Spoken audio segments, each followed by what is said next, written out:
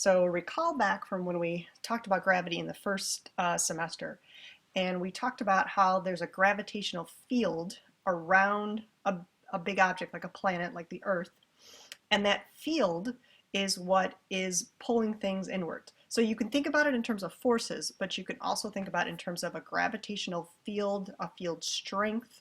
That's what 9.8 newtons per kilogram had to do with.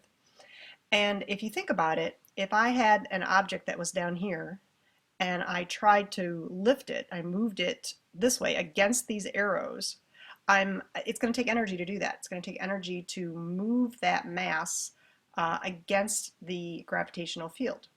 But then if I take this object that's up here and I just let it go, it will naturally just move in the direction of that field.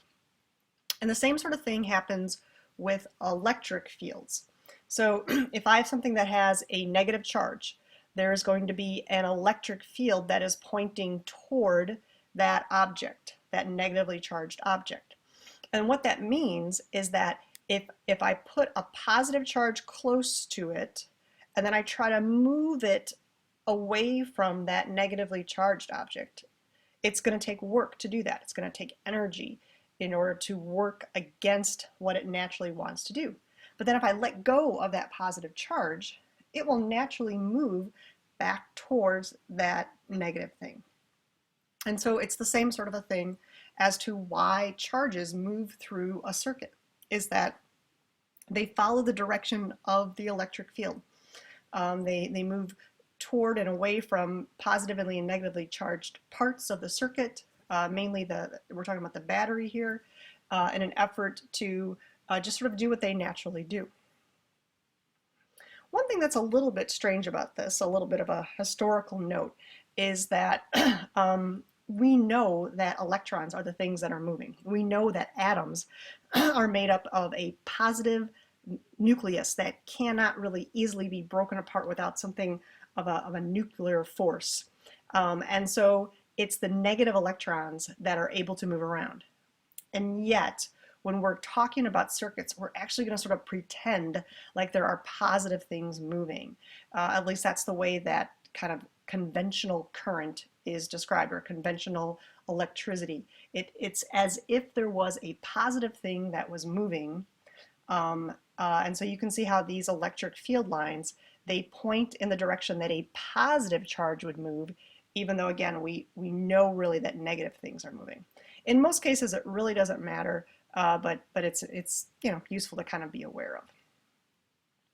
So what's happening here then in a circuit is we are able to control that electric field by controlling basically the battery and what's connected to it. But if you think about it, you have to have, if I take an apple and I bring it up here and I let it go, yeah, it's going to fall. It's going to follow the direction of that field. And if I take a positive charge and I move it up here towards this positive section, it's going to move away from that positive towards that negative. It's going to follow the direction of these field lines. But if I wanted it to do it again, if I want it to be a continuous flow, I need some source of energy to keep bringing the charges or the apples from here and moving them up here. And that's what a battery does. A battery uses chemical energy to move the charges against their natural inclination. Let's look inside a battery here. So if you were to look inside like a D-cell battery or a AA battery or something like that, if you could slice right through it, what you would see is that there's actually this carbon rod that's in the middle. That's the little bump that's on the top. I mean, it's covered with a metal up there, but that's what that bump is. And that carbon rod is something where electrons are forced off of it by the battery. So the battery has a chemical reaction having to do with this part here, this carbon and this manganese dioxide mixture. This is a chemical reaction that's happening that is pulling electrons off of this carbon rod, leaving it positive, and then depositing those electrons down here on the zinc area. That's called an anode, taking the electrons away from a cathode. And so what you end up with, it's using this chemical energy to do this. You're getting an object that the battery itself is neutral. Okay, it has no extra charges one place or another, but on the top is where there's missing electrons, and on the bottom is where there's those extra electrons. So overall, it's neutral, but it's polarized. There's a part to it that's positive and a part to it that's negative. And then that is what can push electrons, charges through the whole cycle. And so the electrons that are already in the wires and already in the battery, they get pushed away from the negative side through whatever is connected to the battery and pulled towards the positive side. Or in terms of this conventional current, we tend to go away from the positive and towards the negative. Again, it doesn't really matter too much which way you're thinking about it. The idea, though, is that charges are getting pushed away from one side and pulled towards the other side. But this is really important. It's not that the battery is full of charges and it's sending them out. It's just this pressure, this electrical pressure that's pushing what's already there around inside this circuit. So when you start, it's neutral. When you end, it's neutral. It's just the movement of the charges throughout all of these different components that makes a circuit. If you did last week's work, this was one of the questions that I asked: which of these paths is not going to produce a bulb that lights up? And the key thing is that once this switch is thrown, you need to have a complete path from the positive to the negative all the way around. So A and B would both light up because there's this circuit, there's this loop that includes both sides of the battery. C as well will light up, okay, because I can come around here, go down through C, come back up here. It's all connected with wires that are full of charges, both positive and negative, but the negatives can move. And so you're going to have charges that can flow through this path. But what happens here with D, that D does not light up, is that if I come around here and I try to go through, see, there's nothing pulling it out the other way. So the electrons are never going to even go down, or I say go down there, but the electrons that are in these wires are not going to get pushed at all. They have to get pushed from one side and pulled from the other side. There has to be a difference on both sides of the wire in order for there to be something happening, an electric current to flow. By the way, why does a bulb light in the first place? There's a lot of cool things about this.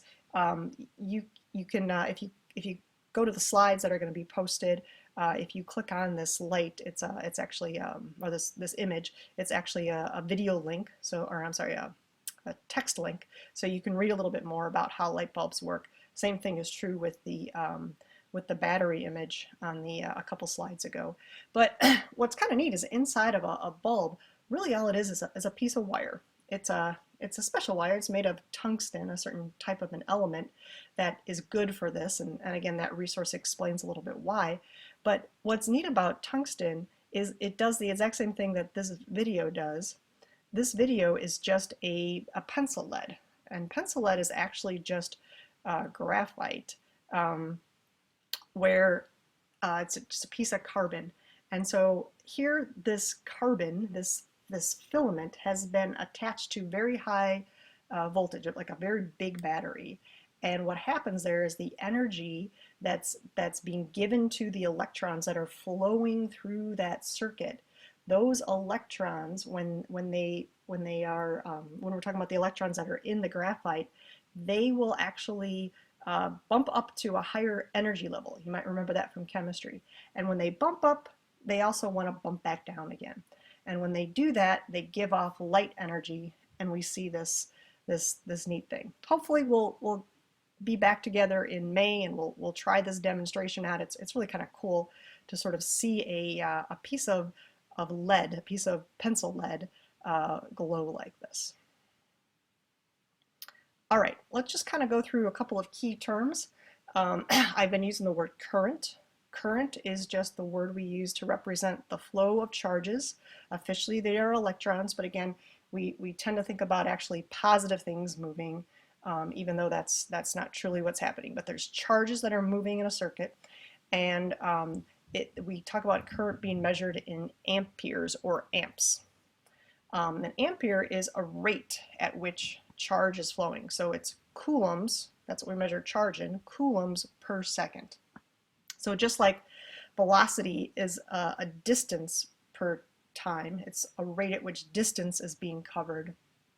Amperes are a rate at which coulombs are being pushed through. All right, something else that I mentioned is voltage. Okay, one term that's often used with this, and we're going to keep working on what voltage is, it's a trickier idea, is that it refers to an electrical pressure. It's what pushes the charges through the circuit. Again, the charges are already there. It's not like voltage is a source of charge. It's that it's something that pushes the charges through the circuit, and the bigger the voltage, the more that you're able to push through. A volt is officially a joule, so an energy amount per coulomb. So it's how much energy is being given per coulomb of charge, per how much charge. Again, we're going to keep learning about that in the next couple of weeks here. And then the last thing I want to mention is that you can talk about this voltage, this push. You can talk about the rate at which the charges are flowing, but there's something that has to be able to sort of control that rate, and that is something that we call resistance. So depending on how a circuit is made up, like how many light bulbs it has or other things that can be in a circuit that we'll talk about, there's a resistance to the flow. It makes it harder for the charges to actually move. And so light bulbs provide resistance, and then there's going to be these things called resistors that we'll be talking about later. Very clever name, that resist the flow and that are used to sort of fine-tune how a particular circuit works so that it's designed for a particular use.